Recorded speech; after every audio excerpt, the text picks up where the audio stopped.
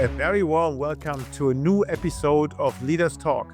My guest today is Fadi Swidan from Nazareth, Israel. We created something like 600 new jobs in the periphery of Israel, which all were like quality jobs. So it was really something that made some change. It made some change not just in the, I would say, the economical level, but it's also in the mindset of the people here. People are working in startups together, they can build startups together, they can go through some setbacks because of wars, whatever it is, and find a way how to speak together, understand each other, and continue on. So it has somehow made some change in the mindset of the people. Leaders Talk, the interview podcast portraying leaders who are committed to better leadership, better organizations, and a better world. Hosted by managing partner of Leadership Choices and co-founder of the Cosmic Foundation, Karsten.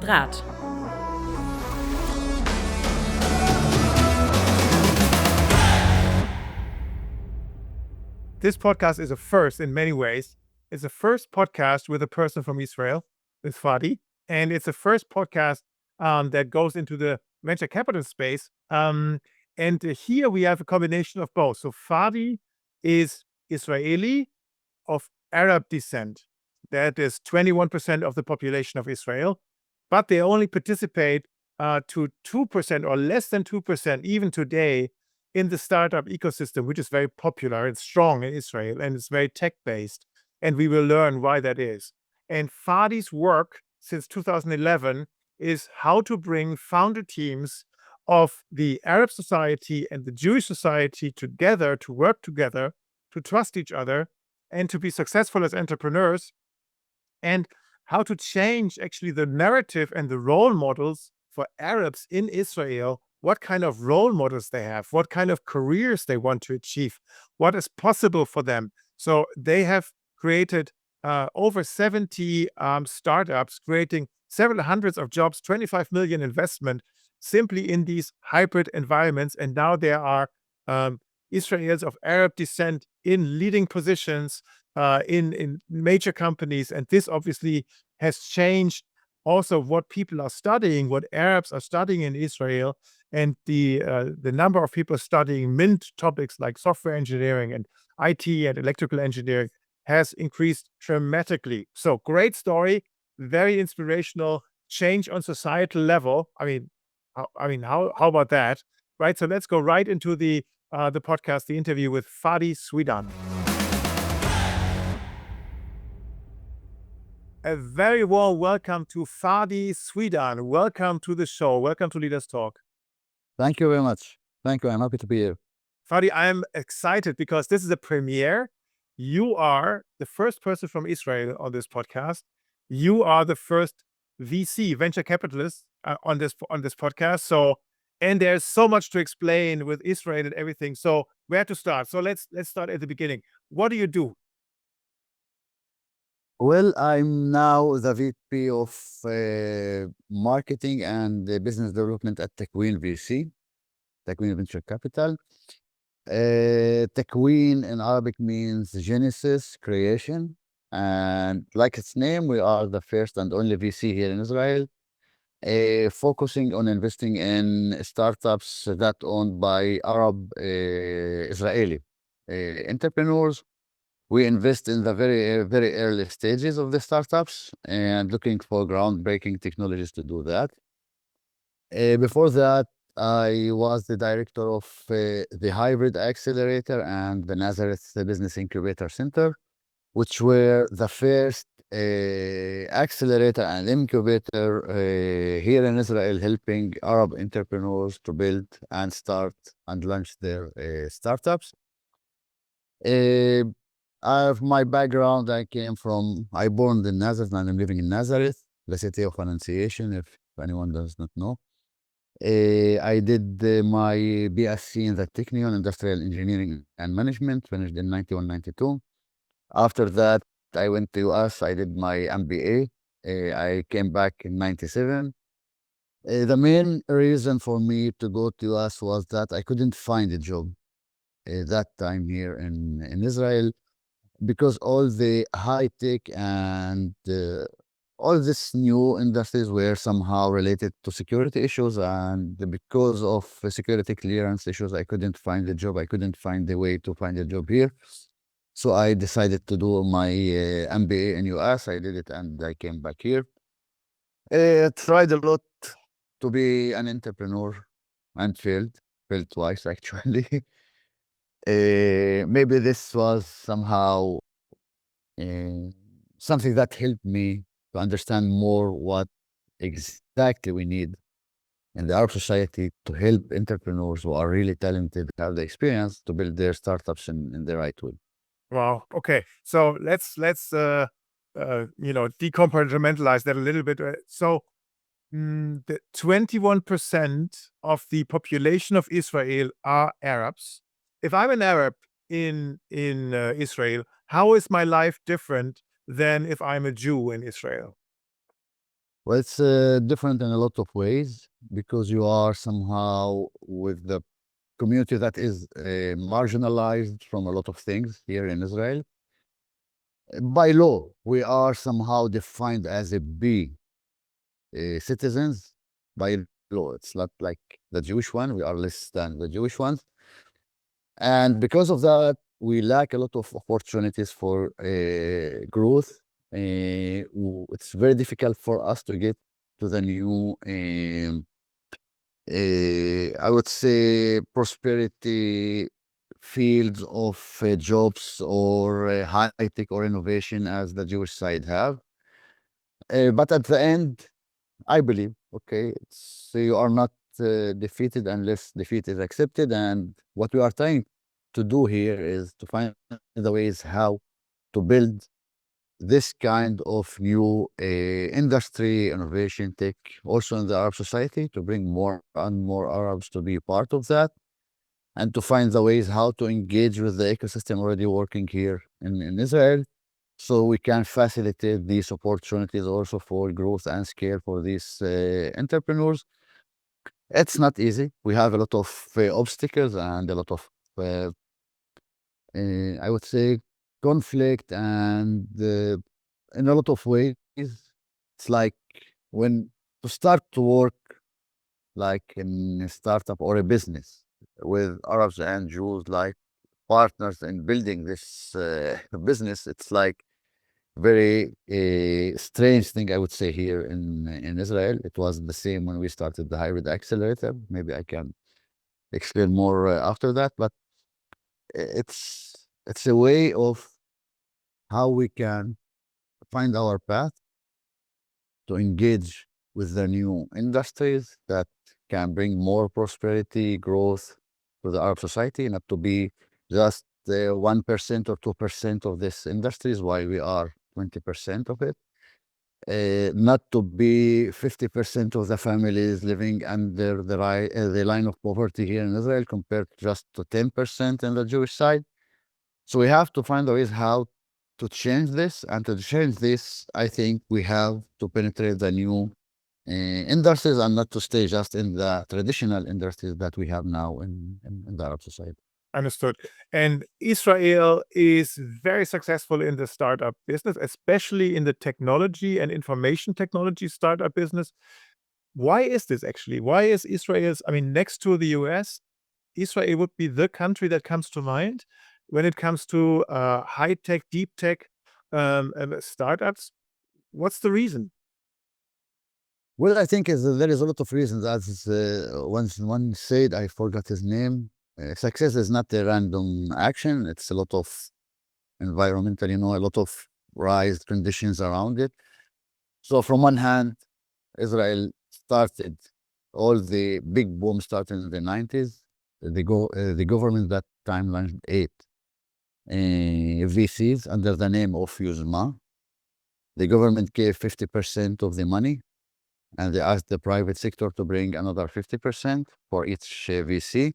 The government said, I will take all the losses on me. You can take all the profits, but I want to see you investing in startups all the time. So when they started this project, before 1 or 2 years of that, Israel stopped the project of the how they call it. It was a security at the military field. It was uh, the airplane that Israel tried to build all the time with with the Americans, and at the end, the Americans said, "Okay, you don't need to build it. We can give you the F-16, 15, all these airplanes." So Israel stopped that project, and 8,000 engineers were working in this project were like without jobs, but they have a lot of experiences, so they were like the first wave of entrepreneurs for investment in these of these VCs. And from the other hand, there is a lot of money in the research institutions and universities here, with a lot of IP coming out of that. And the government gives them what we call it the incubators, the technological incubators, to help them take the IP and they make it a product or a service. So all of these things together made this big boom here in Israel. And through the time, the all I would say the experiences in the 8200, all the intelligent units, elite units in the army, like 8200, 8200, and other Mamramim and others, like all the people coming out of these units after the time of serving there, they have a lot of experiences in these fields. It's much, sometimes we consider it much more higher than the education you can have in any university. And they can go out of there and start their startups immediately.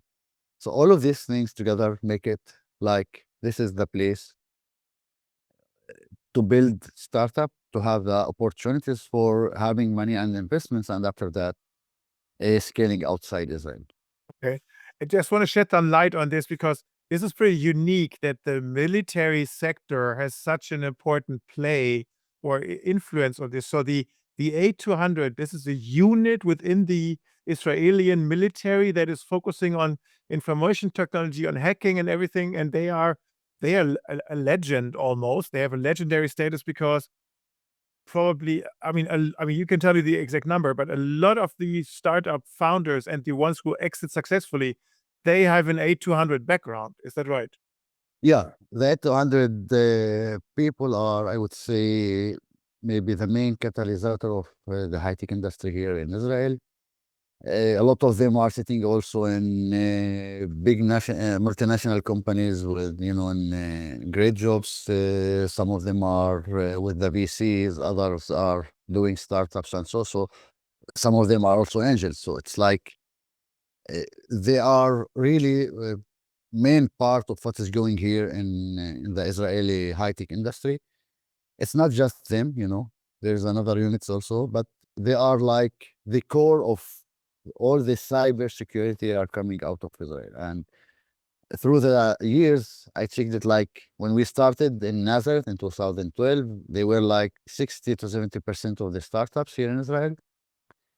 Now the last report of the IVC, which is like an NGO advertising all the time, reporting all the time what is going here in Israel in the high-tech industry, 40% of the exits, M&A, whatever it was last year, are coming from the cybersecurity startups, which is most of them are people coming out of these units because they have the experience to do this.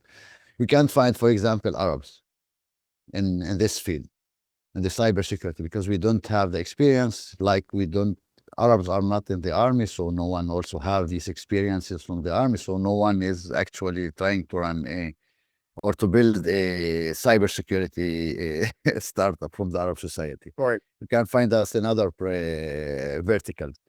But this is like somehow the main, I would say, engine of what is going here in Israel. And there is a lot of IP coming from universities and the research, the institute researches, and so with a lot of investment can go. The main, I would say, verticals that are really success here in Israel, but you can't find Arabs in, is the cybersecurity and the finance, because we don't have the experiences in these fields. But we have a lot of PhDs like in Technion University, Haifa University, Tel Aviv University. And so what we are trying to is to take the IP out of these universities, which are made by Arabs, and to invest in them and make services and products out of them. Okay. So let's summarize. So we have the Arab population in Israel, which we have seen has a lower or more difficult access to higher education, has a lower standard of living, is kind of a B class citizen. They are not allowed in the army. So and there's also issue with security clearance. So there's a bit of, let's say, a general distrust. Is that fair to say, or is that too much of a statement? No, it was for me very clear when we started the project in Nazareth in 2012, and we had the first startups, 10 startups going out of there, and we started like doing our roadshow to have investments for these startups and meeting a lot of VCs in Tel Aviv.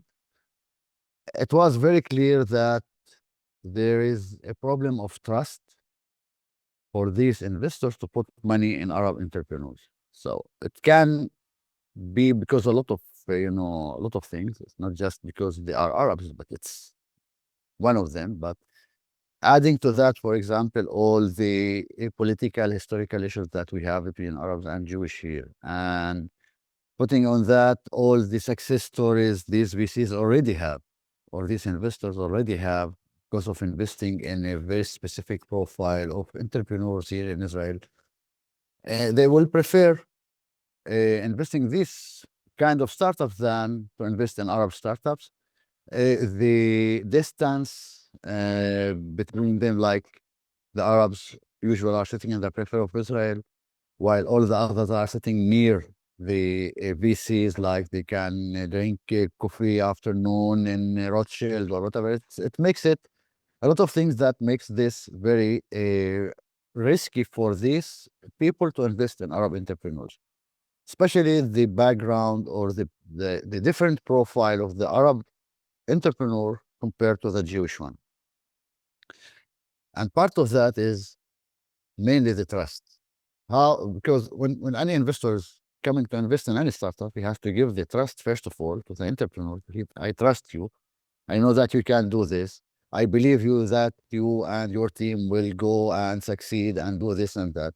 So if I can give this trust to the people, I can give them my money Yeah. or the investment. So there was a huge bias, or there still is a huge bias, right? In the sense that a successful startup entrepreneur is Jewish, has high education, maybe was in the military, maybe A200, and if you are and comes from or is located somewhere in this Israel Silicon Valley, which is like the area around Tel Aviv, whereas Nazareth, for example, is more up in the north.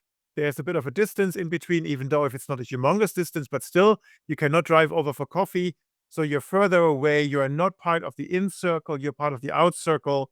And as a result, investment was biased by that stereotype, going towards that stereotype investors with the background I just described. Well, And, exactly. and how did you start with your work? I mean, when you went into this, where you said, okay, I want to, I mean, that sounds like a very remote idea to say, okay, now I want to have Arab founders mixed together, hybrid with Israel founders. How did you all start this, and how do you get people to wanting to work together? Well, it's came, I would say, like it was for me, like, what is the eureka moment? Because, when you are sitting and I was, discussing something with my wife that time, and it came because of failure that I had. I tried to do my startup and I failed, and we started discussing that, and she told me like in these words, yeah, Fadi, it's enough. We are not living in, we are living in the Shawarma Valley of Nazareth, not in the Silicon Valley, and you are speaking and acting like we are in the Silicon Valley. That will not work. Okay. So it's for me was like a eureka moment. It was to open my mind. Okay, maybe we have the talent and we have the ability, but we lack all the environment we need and the opportunities to succeed. And to do that, I started somehow a discussion, I would say, with the 8200 veterans NGO. It's like all the people after the service in 8200, they have this NGO helping them to build their startups, to run their startups. And I started some discussion with the people there. Maybe we can do a joint venture here to build startups in our society together. It And were was they how open or were they skeptical? uh, I would say I was skeptical. They were skeptical also that can, succeed, that cannot succeed, whatever it is. Because when we launched this project and we announced about it, we had a lot of people coming against it from the Jewish side and from the Arab side. Okay, like from the Arab side, they were telling me how we can work with these people who are all the time spying around us, who are the ones have these technologies to listen to us in the phones and, to track us in the computers and Facebook and whatever it is. And for the Jewish side, this we're saying all the time, like why we have to go to Nazareth and teach the Arabs all the advantages we have. Why to give them these advantages? Why to teach them these advantages? So it was a very, I would say, the project itself highlighted a lot of the contradictions between the Arabs and Jewish, but the chairman of the NGO, 8200 NGO, was like, okay, I believe we have to find the ways, because if Israel has to be like to continue in this and to continue to be second after the Silicon Valley of the time in innovation, startups, and so we have to find the ways how to integrate not just the Arabs and the Jewish Orthodox into this industry. So he said, okay, we will go on it. And we went. And after, I think, the first year, after the first cohort and the first startups we launched there, people started to understand that, okay, we don't have any political issues here. We don't have any military issues here.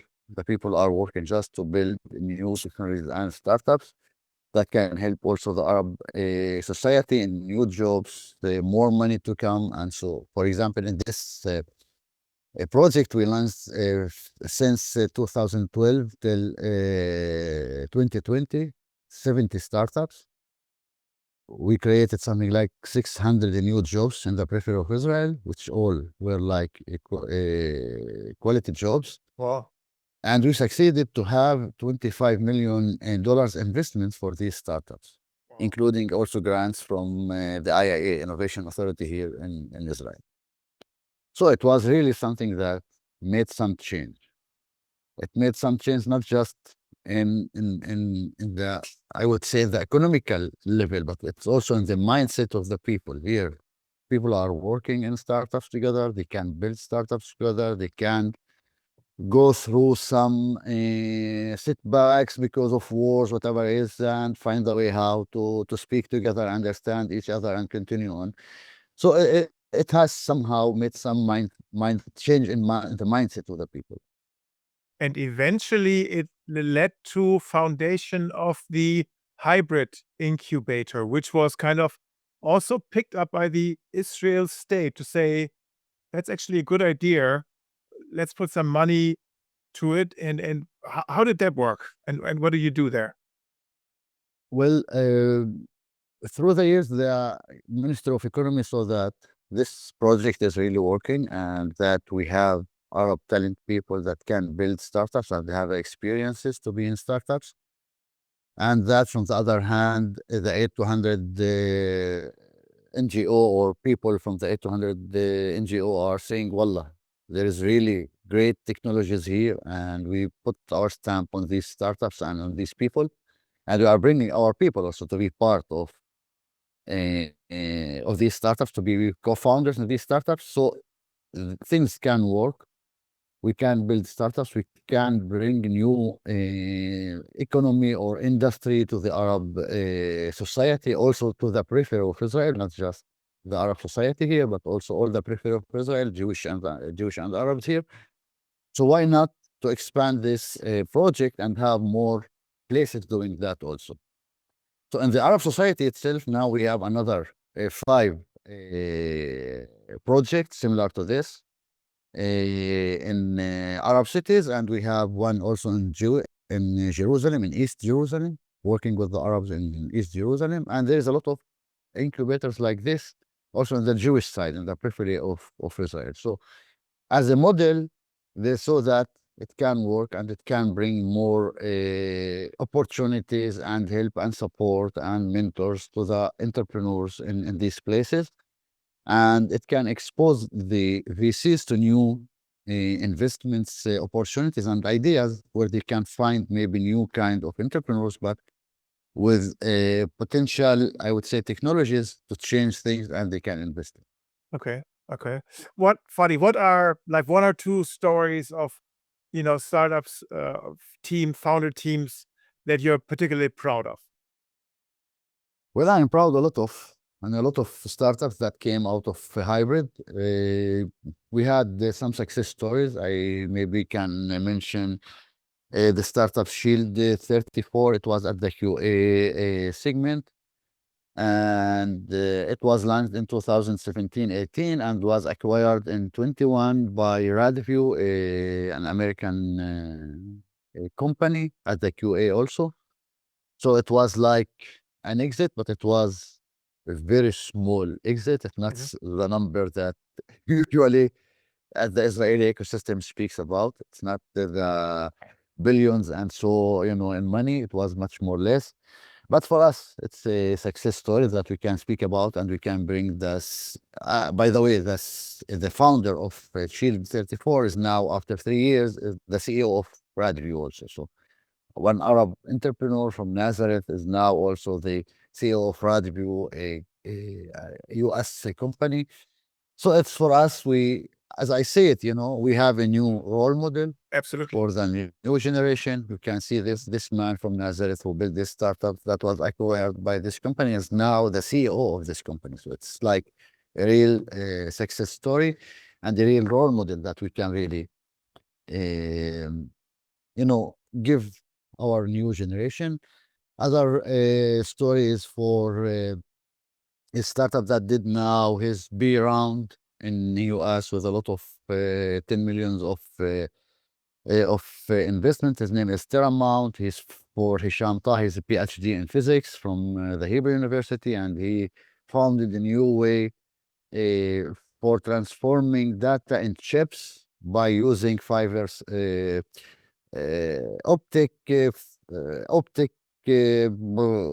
connections in the server itself instead of the traditional use. And now a lot of companies are using it, especially at the hardware side, like companies that we have here in Israel or in US. But it's like this kind of deep technology that we have that are bringing new, I would say, solutions to a better world in the world. From Takwin, for example, we have a big startup that a lot of German companies already invested in. His name is Feel It. He's coming from the libraries of Professor Hussam Haik from the Technion at the nanotechnology. What they are doing, they have special sensors, nanosensors, and they are very flexible. So a lot of companies are using them, for example, for the pipes, for gas and neft, so they can predict if there will be any problem, or explosion in these pipes. Like Heinkel invested in them, Continental invested in them. So these are the kind of startups we are looking to invest in, to help. They have a very, very deep technology, and if the technology works, we know that it can change something in the world or in the industry itself. Absolutely. And as you mentioned, these are role models so that the young generation of Arabs in Israel, they would see, oh, this is something that I could become. It's actually possible, and this is something I aspire. I wonder, over the years, the decades that you do this work, did the numbers change of Arab students that would study MINT, like IT or software engineering or anything like that? Yes, it's a very big change, I would say, at this field. For example, now at the Technion, all the the number or the share of Arab students at the computer science and electronics and so is 33%. Wow. It's much higher than the number of our share in the population. It became like the new, if you want, lawyer or the new engineer that the Arab or the new doctor, okay, the Arab is looking to do, which was like the first thing they thought all the time about the civil engineers or whatever is to work in.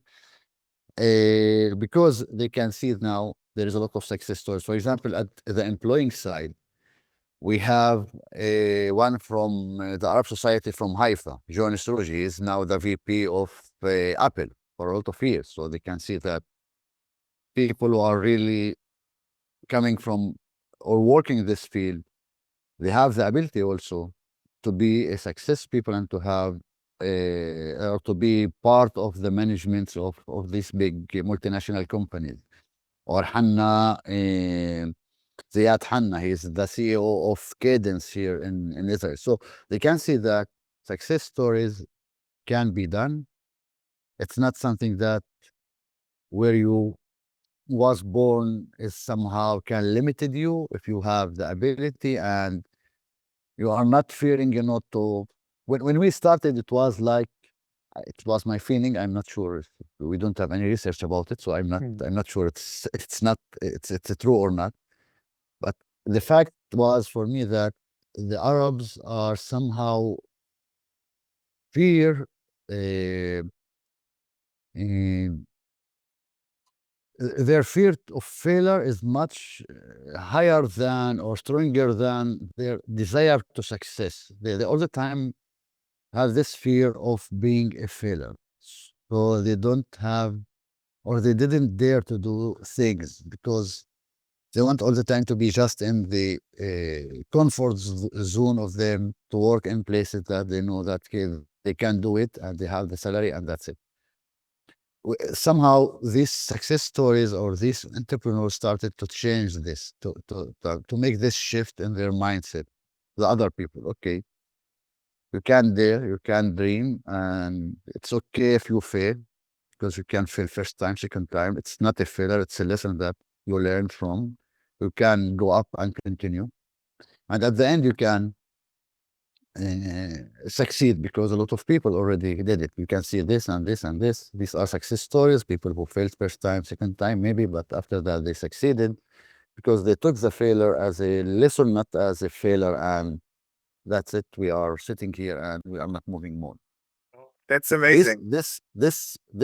this change in the mindset in the Arab society is becoming more and more deeper now because with the whole new project running in the Arab society, so it's becoming more. They have this awareness of doing this, dreaming and daring, and not being afraid of failing.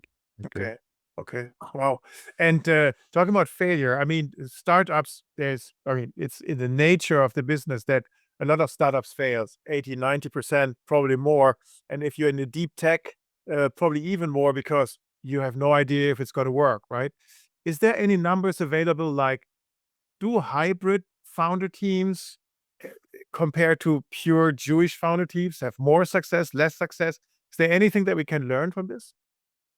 Um, well, we have maybe the numbers are much higher because we picked the ideas and the teams much more like in how do you call it?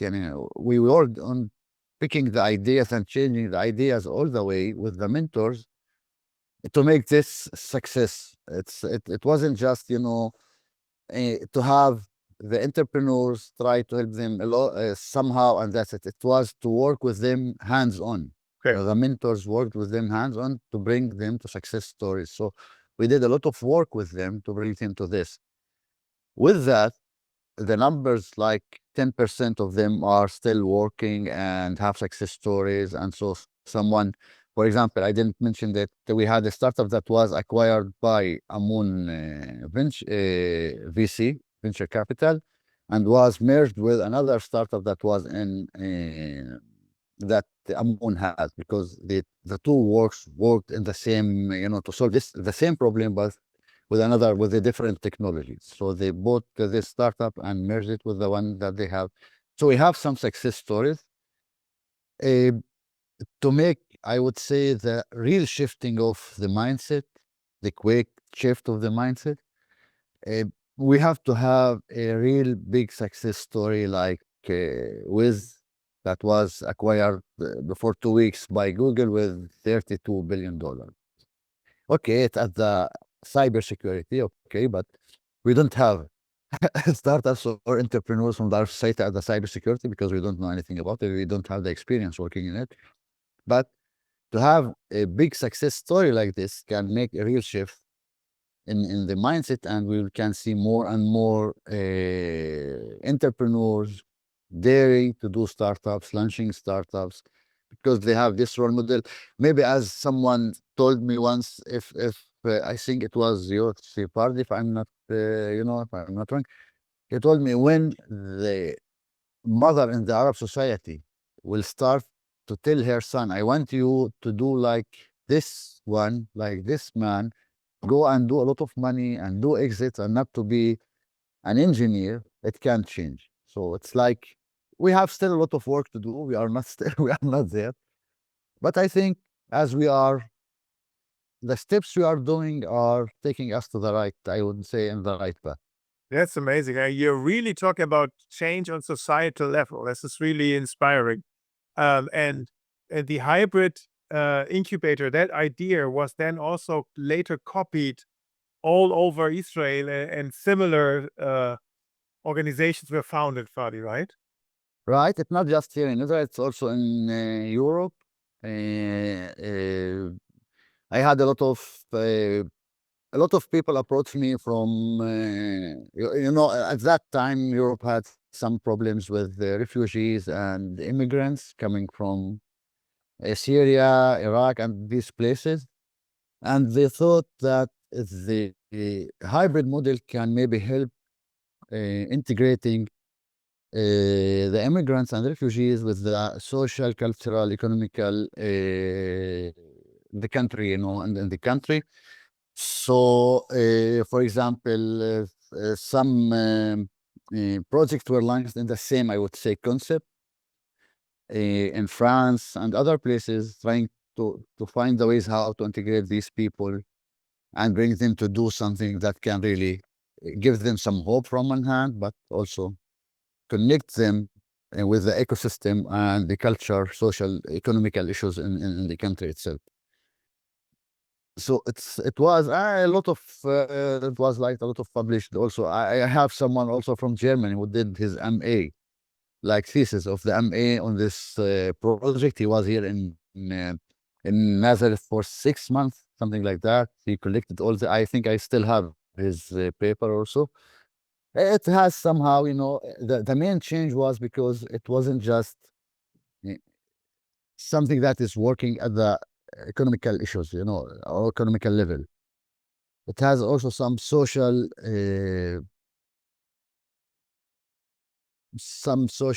changes that must be done, especially as the Arab society, what we call it, all the uh, cultural changes we have to do in our mindset to start working in this field, but also to make these joint ventures with the Jewish side running startups together. So Yeah. it's not, it wasn't like something is, it was something strange somehow that time. I think now maybe it's less strange to hear about it. Okay. Okay. Not the same, but uh, all the uh, cultural legacies, if you want, in the Jewish side and the Arab side, and how to change it, and how to bring two people who are not speaking together, working together, to work together, and to build startup and to have son. Like they have to go, okay, they have to watch.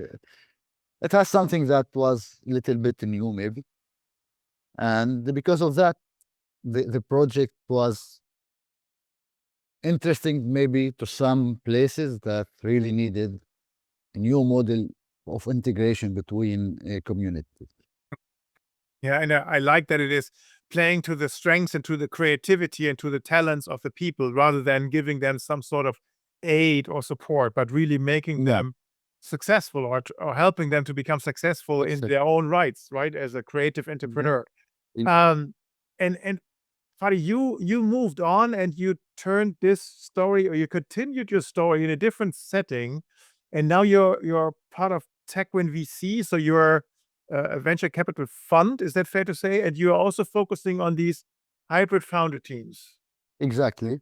And at the end of 2018, Imad Telhami, which is the chairman of Takwin VC and one of the founders of Takwin VC, maybe the main founder of Takwin VC, approached me and asked me maybe you can join us because we are going now to launch Takwin 2. You know, any VC have just 5 years for investments, and after that 5 years she cannot do new investment, but she can watch or help the startups she already invested in.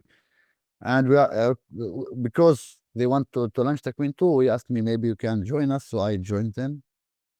And in Takwin now, as a VC, we have something like $30 million for investment in the whole Takwin. We invested in 15 startups till now.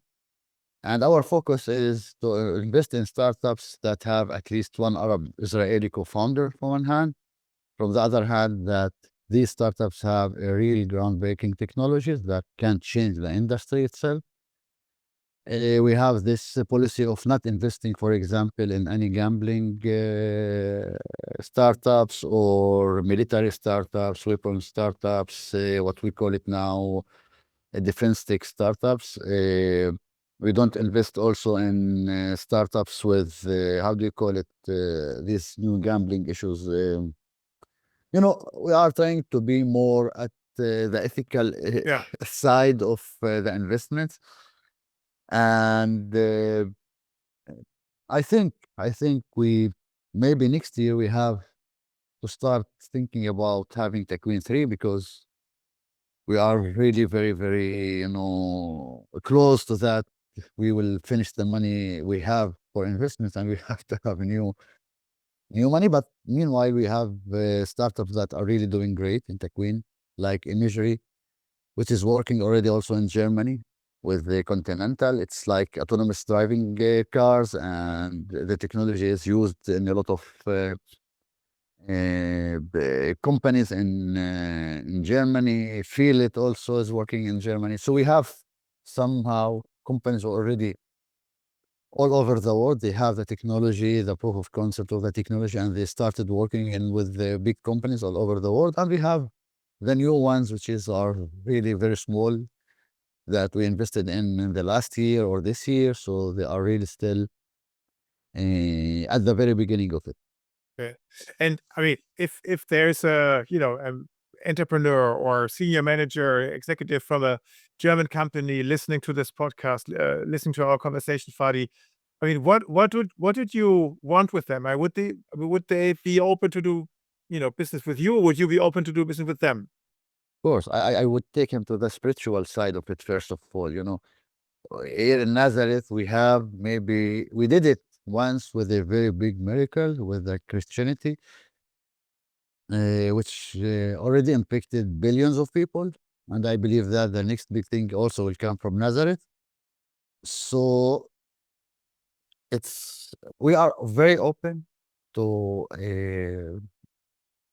connections, networks, and doing businesses all over the world, especially with Germany. And already, as I told you, we have companies already have investments from Germany, like Henkel, who invested in Feel It. Continental invested also in Feel It, and now they have contracts with Imagery also. So we're already working there. I think we have a great opportunities for the big companies looking for new innovations and new technologies for them. And we are open for networks and working together. And so it's a win-win at the end. And please feel free to connect with us. Great, funny. And the next question is a little bit difficult, I think, but I ask it anyway. We're not a political podcast, but I mean, Israel clearly is in the center of a lot of conflicts over the last decades, and it's very, very complicated to even understand it from the outside. Um, to which degree do you think your work, bringing Jews and Arabs together to work together to be successful as entrepreneurs, to which degree is this helping to bring peace to the region, or is this too far of a thought? Yeah, I don't think that I can take it to this stage of bringing peace to the region, but what I believe that is the startups that have Jewish and Arabs working together, it's much easier for them to understand each other, to listen to each other, to understand the point of view of each one of them. Because at the end, they have a baby, they are working to grow on and to bring it to success stories and so on. They have to work together and find the ways how to collaborate and work together all the 10, 12, 15 years, I don't know what, till this baby is really mature and can do the exit. It makes it much easier for them to speak, to understand, to accept the idea or the point of view of each other. But I can't take it, to the. It can somehow influence maybe people, but it can't be the main. So, we have a lot of problems here. It's not something that everyone is know it. We have a lot of problems between Arabs and Jewish all the time. It's not just with the Palestinians, also with the Arabs here in Israel. And by law, as I said, we are considered like citizens B, not A. So we have a lot of contradictions, and we have to work on a lot of things to understand each other and to work together, and maybe to compromise in a lot of things so we can do it together. But it's like a beginning of new way to understand each other, to work with each other. But I can't take it, to this point of maybe this can be somehow the element or the factor who can bring peace here in the region. Yeah. You could always also look at it from another reason. I think you're very humble with this, but I think the only way to bring eventually peace to the region is to find ways that the different parties not only tolerate the other's existence, but really start working together. I mean, if you want true peace, that's the only way, right? That's obvious, of course. Yeah.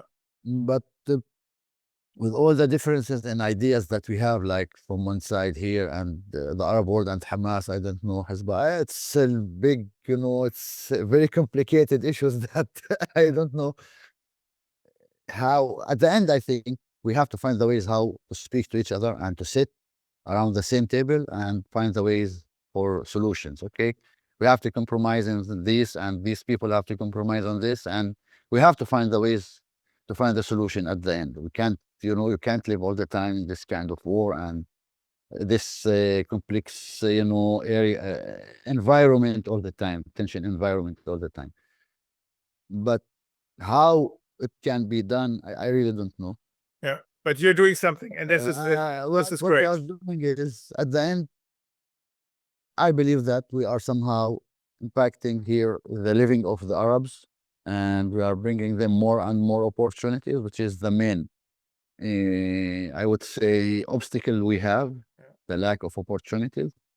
And from the other hand, it makes it much more easier to integrate and engage with the ecosystem already working in Israel, and bring more and more Jewish and Arabs to work together, to build startups together, build businesses together, which make it much more easier for them to live, if you want, together and speak together and discuss issues, important issues, if you want, or together. But I don't know.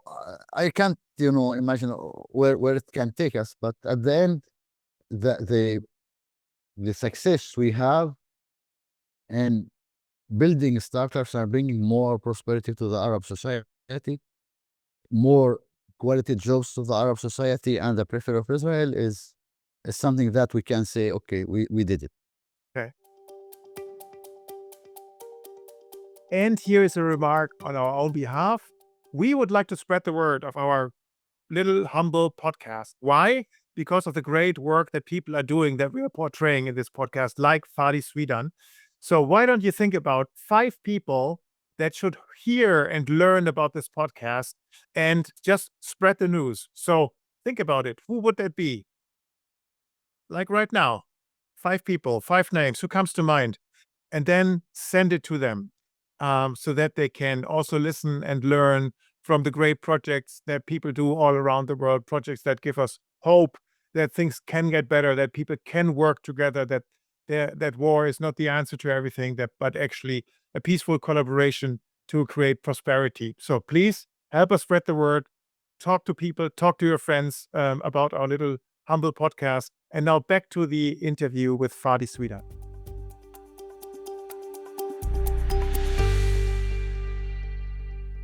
Fadi, I would like to shed some light on the story that made you the entrepreneur and the one that brings everybody together. So when you were young, I mean, uh, your parents most probably were no VC investors because you're the first Arab VC investor. So what was your youth looking like? What was your family looking like when you were young? Well, I will tell you, but I'm the second one because the first one actually is Imad, Okay. the one who is already built it, and established or founded the Takwin and started the whole investment side from the Arab society. Before that, I worked with the entrepreneurs, helping them to secure the investments and funds. Well, and my parents and me were like, in my childhood, I was a basketball player, and most of my time was like in playing basketball. In the school, I learned in Joseph School in Nazareth, and I was from the first people who took electricity. Like it was a new approach in the or new units in the school to learn electricity that time. I'm thinking about 25, 26, something like that. But our life was in the home, like very, very simple, I would say. Like we didn't have all these complicated issues. Now my parents were my father had the printing place and my mother was employed, and we lived like any very, I would say, average family here in the Arab society. Uh, their main goal was to give their children the all education they need, which is I'm doing now also, with my children. Both of them are my son and my daughter are in the Technion learning. Both of them are in the Technion.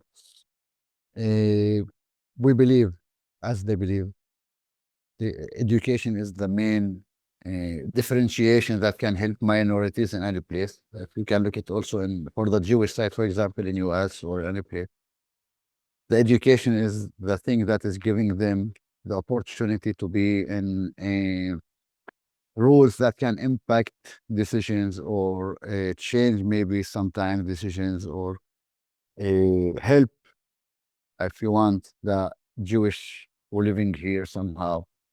So this is this is like something that I took from them to live in a very simple life, although I'm now maybe part of VC, but uh, for all the people here, I'm still like Fadi. I'm the one who is trying to help startups to connect startups with the VCs and investors.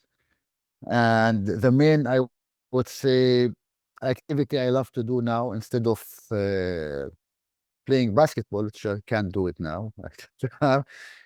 We established with entrepreneurs in Nazareth what we call it the NSCF, Nazareth Startup Companies Forum, which have all the CEOs or founders of Arab startups.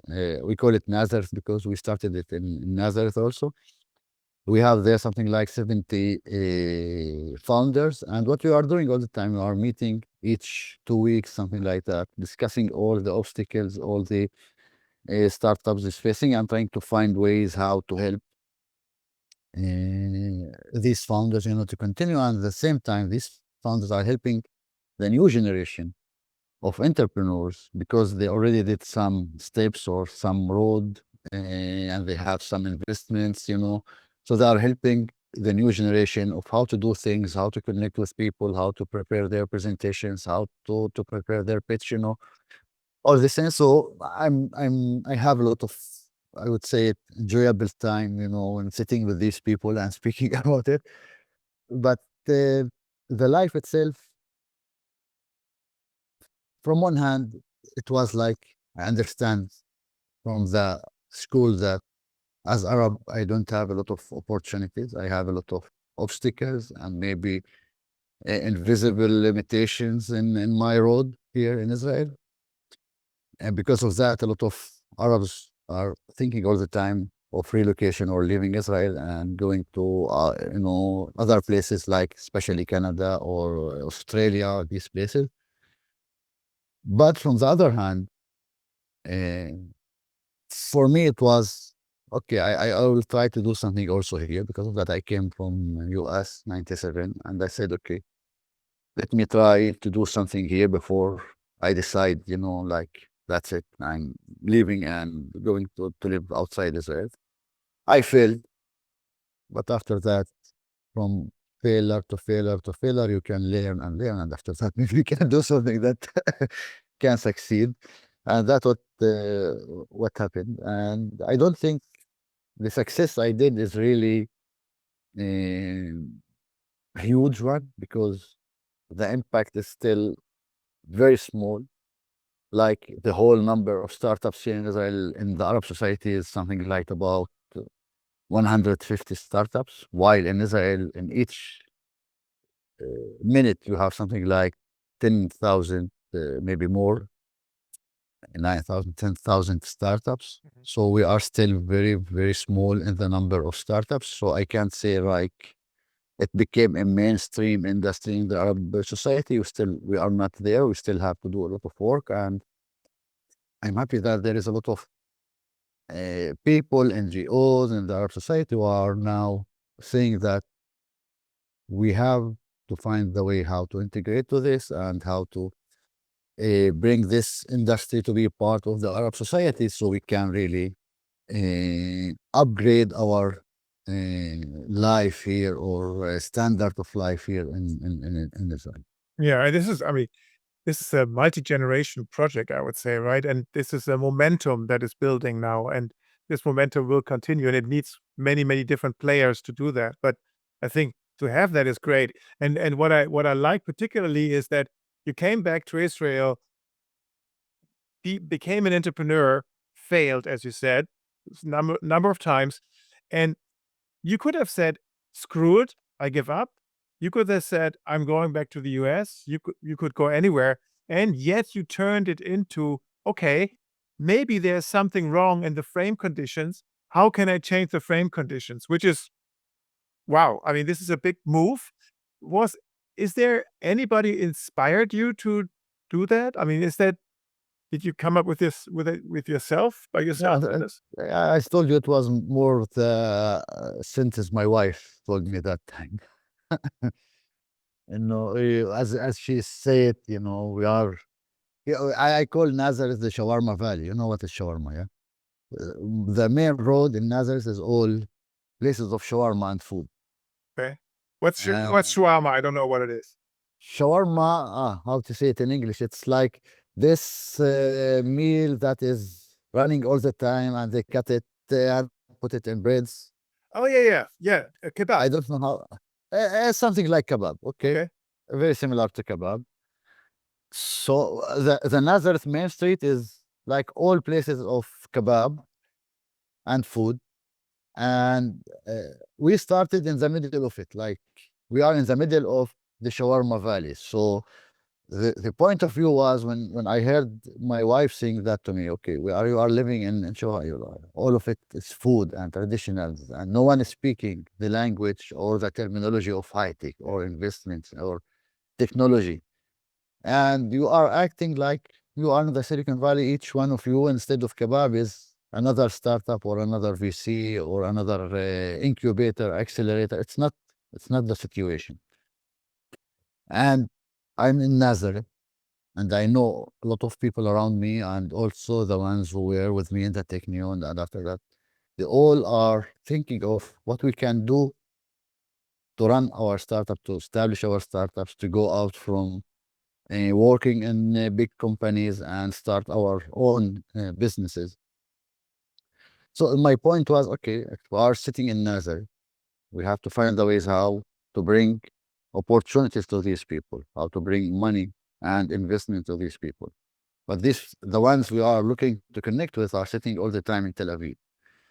So how we can do it? So from here, I started thinking about the hybrid, which is, I called it hybrid because we work in a hybrid model, like to be in Nazareth and Tel Aviv at the same time. So all our activities, meetups, conferences, whatever it is, we made it in Tel Aviv to be part of the ecosystem there. So the VCs, investors does not feel like seeing Arab in the high-tech industry is a strange thing. Here, they are sitting here, they are speaking in our conferences, so it's a regular thing, like to normalize it. And from the other hand, it's hybrid because we were looking to have a co-founder from the Jewish and from the Arab side working in these startups. And by that, I thought it would be much easier for the Jewish side to invest in these startups because the risk, when they were calculating the risk, they will find that, okay, but we have here a Jewish entrepreneur, maybe with the right background we are looking for. He's coming from this unit of the army, or we know that he did it before, or whatever it is. So it will make it much easier for them to decide to invest in these startups. And from there, okay, for my, I was lucky maybe. The idea, I don't know, but it succeeded. And we succeeded to have startups and some, success stories, but it's not the big, I would say, show that we thought about. We're still doing very small steps and maybe in the right way, but we still have a lot of work to do till we can Absolutely. say we are really now, or the Arab Israelis are really now part of the ecosystem. We are still very, very small numbers and with very, very small investments, if I will compare it, to the Jewish side. But I hope at the end we will get to something that can really make it that the Arab side will be part of it without having a VC doing investment in the Arabs as we are doing it now. So it just becomes normal. They're just Yeah, entrepreneurs, and exactly. that's it, right? Yeah. No, fully understood. Fully understood. Exactly. And Fadi, totally different question. So thank you for taking us through this tour of your, amazing work, really amazing work. In the here and now, when you turn on the news, how do you stay positive? I am trying not to do it, not to tell the news. It's very difficult now here in Israel. It's not just the whole changes, in the world, and not the war we have around us. It's also the war inside Israel, if you want. It's not just now Arabs and Jewish. It's also between the Jewish themselves with all the changes the government is trying to do here. So to look about it, like yesterday, the IIA, the Innovation Authority here in Israel, published a report about the engineers doing relocation or entrepreneurs doing relocation from Israel to outside Israel. So from the beginning of the war, the 7th of October, till July, it's about 9,000 engineers, entrepreneurs who did relocation outside Israel. So there is a lot So of it's a people who brain, are it's a brain also drain. exactly are looking for new opportunities outside Israel because they see it like the situation now here is not, or the environment is not a good environment for investments and startups to grow and so. I would say it's the same in the Arab society, and I'm sorry for that, but also a lot of Arabs is doing this relocation. In addition to US and Europe and these places, they have now also the option to do the relocation to Dubai. where they are giving also a lot of programs or incentives for these entrepreneurs to move there. They have special programs under ADU, Abu Dhabi Investment Office, something like that. So a lot of them are thinking all the time to go out from Israel. So the situation is not, the circumstances is very, very hard now here. But you try all the time to be, optimistic and to see that okay, at the end it has to have an end for this, and things can be after that maybe.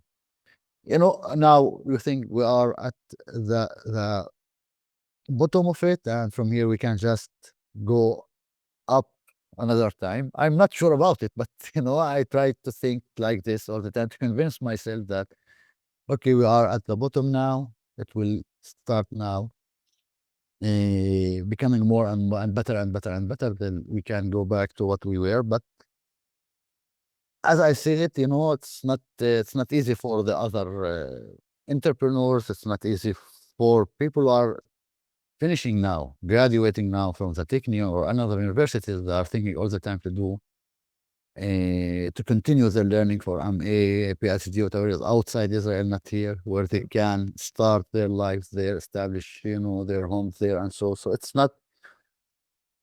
I can't say it's a good situation. It's very bad. We are in a very bad point now, but I'm trying to convince myself. Maybe I'm, optimistic, and it's not the right way to think about it. Maybe I have to think, outside of this box that I'm trying to be in. But What's the alternative, right? We have to believe that it's gonna get better eventually. better, yeah. Yeah. And Fadi, so that was a very, very complete tour, and I have so many more questions, but maybe one last question to you. What's the one thing I haven't asked you yet? What could be of interest to our listeners and viewers? The one I think it's the last question is how we can really find the way to connect the Arab entrepreneurs with the industries outside Israel. Okay. Industries, when I'm saying industries, it's also VCs, it's also big companies, and so for now, because we are in Israel, we all the time is trying first of all to connect with the ecosystem working here, and through the ecosystem to connect to companies or opportunities, if you want, outside Israel. But I think it would be much more effective if we can do it like without having an agent in the middle to have the ways how to connect these startups to the opportunities outside Israel immediately. That includes, of course, Germany, Europe, the US, all these places, Canada. I thought a lot of how doing that, how we can really build this connection from, I can trying to learn from what the Jewish side did, but they started since the 90s, and so they already have these connections and these networks, and they can work like very easily with that. But how we can do it, and so the Arab startups, because we are very small in the numbers, no one coming from outside Israel can see these small, I would say, startups in the periphery of Israel. Usually they can see the numbers, the big companies, the big startups in the middle of Israel, in Tel Aviv. They can't see these small ones, spreaded all the around Israel. And because of that, no one can watch what we are doing. So how to bring them to be like on the show, how to bring them to be part of the show, how we can bring them to be connected with what is going outside Israel, so they can really find opportunities or facilitate this opportunity much easier for them, so they can scale and grow without this, I would say, it's not an obstacle, but it's like the step that we have to do through the ecosystem here. Yeah, understood. Fadi, have you ever tried to reach out to the Berlin startup ecosystem in Germany? And no, I didn't, but in 2000, I think 13, it was there was an accelerator in Berlin with the name, I think it was Exit, something like that. They took one Arab entrepreneur they came through the University of Tel Aviv. They started working through the University of Tel Aviv. And one of our entrepreneurs joined the accelerator, and he's living now in Germany also. But like to be in try to build the connections or networks, no, or to learn. If you want, I have to learn first of all, actually, to understand how the ecosystem is working in Berlin, so I can find the ways maybe to engage with it. But no, I didn't do. So I'm not an expert in that, but I have some connections. And if you want, and if you ever contemplate of doing this, I'm happy to be your sounding board, right? Yeah. Of course, I would love it. Thank you very much. I Oh, appreciate it absolutely, very much. Yeah. absolutely. Well, Fadi, let's keep talking. And maybe in a year or two we do a volume 2 of our conversation. Thank you so much for your great work. That's been really inspiring. And all the best to you, Fadi. Thank you very much. Thank you. All the best to you with this broadcast. Thank you very much. Thank you. You take care. Bye-bye. Bye-bye. So that was Fadi Swidan. What's your thinking? What reflections do you have? Let us know. Send us an email, leaderstalk@leadership-choices.com. Leave us a review, a 5-star review preferably. Let us know what you think about the podcast. And thank you for listening. Thank you for your time. Stay healthy and hear you soon here at Leaders Talk. Ciao, ciao.